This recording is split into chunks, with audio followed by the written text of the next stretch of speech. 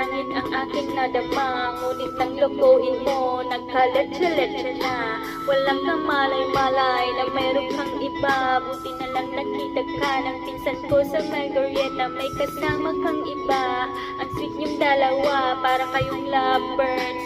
Nagtutukaan pa, hindi ko maintindihan ba't nagawa mo sa'kin to. Ngayong laging tapat ang damdamin ko.